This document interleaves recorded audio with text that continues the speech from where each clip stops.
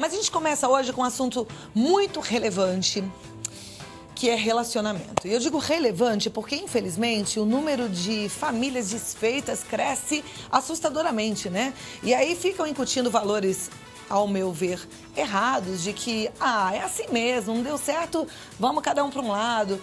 E os relacionamentos são cada vez mais superficiais, mais supérfluos, e tá todo mundo cada vez mais perdido nessa história toda. Como a gente visa aqui o bem-estar, a família, a união, bons relacionamentos, firmes e duradouros, eu trago aqui hoje um assunto bem interessante, como eu falei, relevante, com o Dr. Alexandre Bess, que é relacionamento. A gente vai conversar sobre as 10 coisas que você não deve fazer em um relacionamento. Você não deve fazer para manter um relacionamento saudável, sólido e duradouro. Ele que é psicólogo, estudou sobre relacionamentos na Universidade de Miami, tem novidades e pesquisas para trocar experiências aqui com a gente. Por favor, doutor Alexandre, obrigada por ter vindo. Como é que você está? Prazer receber. Todo meu. Vamos sentar ali para a gente conversar? Hoje tem um livro na mão? Tem um livro para você. Que livro é esse, hein? É novidade? É novidade? Ó. Autografado, fresquinho. Tá? Com dedicatória. Que lindo. Aqui, ó. Dedicatória para você. Tá nessa página. Cadê? Aqui. Primeira página. Adorei. Você merece. Olha que apresentadora mais linda da TV, com esses olhos lindos. Obrigada, doutor. Muito obrigada.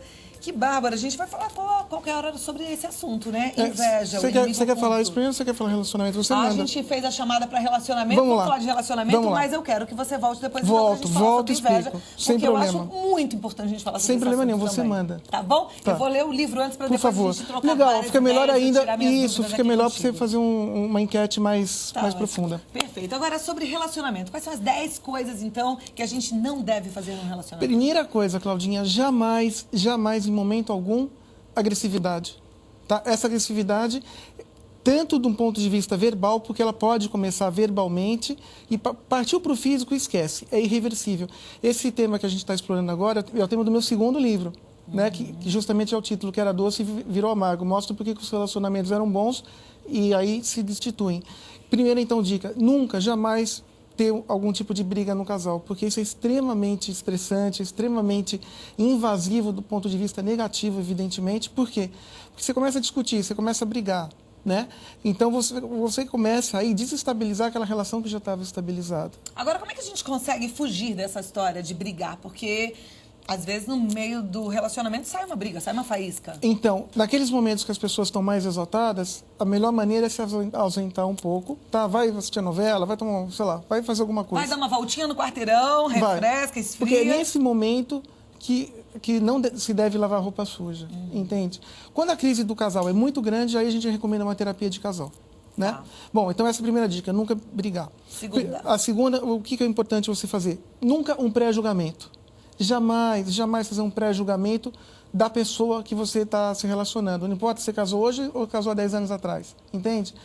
Esse pré-julgamento vai te dar falsas impressões. Porque... ou seja, tirar suas próprias conclusões. Exato. Às vezes você sabe de um assunto, chegou ao seu ouvido que ele fez aquilo ou ela fez aquilo outro, e você já vai falando, foi por isso ou aquilo, pensou desse jeito, não gosta de mim. A ideia, então, é conversar antes. Exatamente. Então, a partir desse pré-julgamento que não deve ser feito, tá? O que você vai começar a fazer? Você vai ter um entendimento da relação.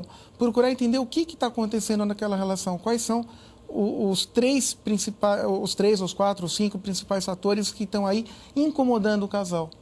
Aí, a partir desse entendimento, você já chega ao quê? Uma compreensão, que é a nossa quarta dica.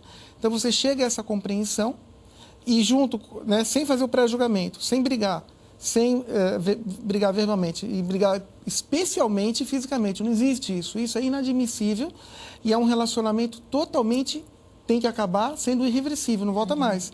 Porque a partir do momento que o cara agride, ou é mais um homem que agride, né? Mulher é pouco. Mas tem umas mulheres bravas também, né? Tem, mas não pode, tanto uma quanto outra. O homem, geralmente, ele pode ser agressivo, Claudinha, temperamento dele, é uma pessoa já é agressiva, então uma outra dica que eu já ia falar, mas já falo já, que é a observação. Então, observar o companheiro sempre, essa dica é muito importante. Para quê? Para você saber com quem você casou, você entende? Então, aliás, assim, é bom observar antes de casar. né? Essa que é a função. É muito interessante a gente falar isso, até para quem ainda está solteira, porque as meninas solteiras, eu sei que tá difícil arranjar um namorado, um noivo, e aí arranja ele é bonito, ele é glamuroso, te trata bem, aí você fala, é com esse que eu vou casar já.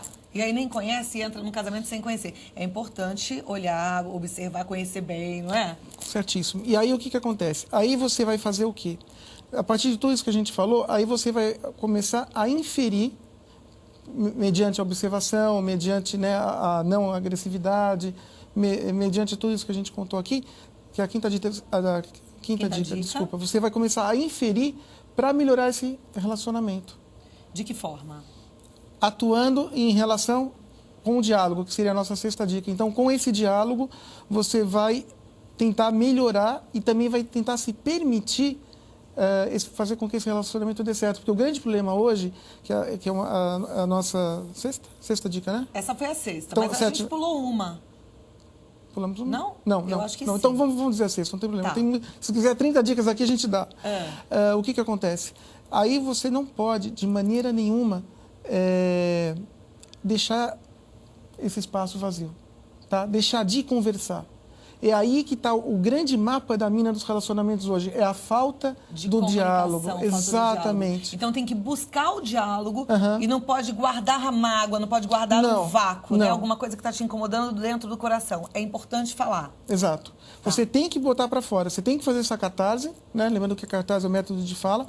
Se você não conseguir fazer isso sozinha, aí os psicólogos estão aí para ajudarem, né? Aí se a gente estava na agora a sétima. Isso. Aí o que acontece? Aí você, partindo de tudo isso, você vai começar a botar em prática o que seria o quê? Justamente a harmonia do casal. A harmonia que não tinha por causa de tudo aquilo que estava defeituoso. Então, essa prática, como é que ela vai se dar? Você permitir se viajar, você permitir sair, você permitir ir num cinema, né? Para você tentar ver se melhorou essa situação. A oitava dica é justamente o quê? Você também ceder espaço ao outro. Então, olha, hoje eu quero no sambão. Legal. O cara gosta de rock, né? E a menina gosta de samba, ou vice-versa, ou qualquer outro estilo musical, tanto faz. Então, o que acontece? Um dia, você vai onde ela quer ir. E no outro dia, ela vai onde você quer ir. Tá? E assim, alternadamente. Isso para qualquer tipo de programa. Seja comida, seja viagem, seja música, então, seja show. Isso seria ser flexível, né? Exato, que também falta. Tá. A outra coisa, a nossa próxima dica é o quê? Paciência. Ter paciência com aquela pessoa que hoje em dia não tem paciência. Está muito fácil casar e está mais fácil ainda desquitar. Né? Separar, né? Desquitar não tem mais a palavra.